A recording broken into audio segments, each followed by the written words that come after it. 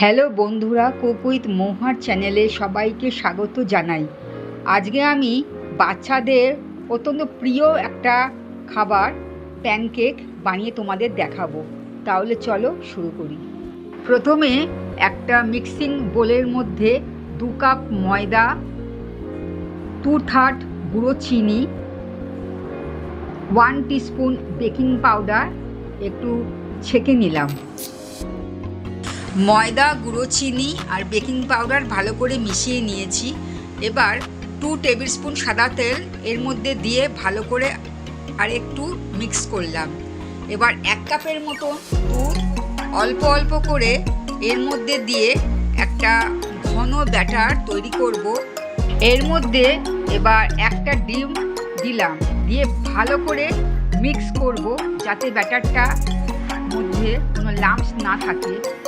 ব্যাটারটার মধ্যে আরও আমি 2 টেবিল স্পুন দুধ দিলাম। ঘনত্বটা এরকম হবে।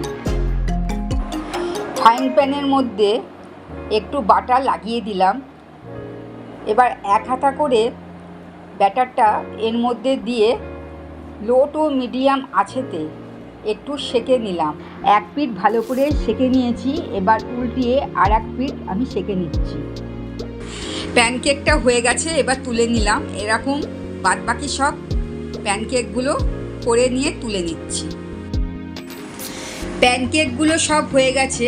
এবার ওপর থেকে একটু বাটার আর মধু দিয়ে আমি পরিবেশন করে নিচ্ছি। অল্প উপকরণ দিয়ে এই সুস্বাদু প্যানকেকটা তোমরা টিফিনে অনায়াসে তৈরি করে নিতে পারবে।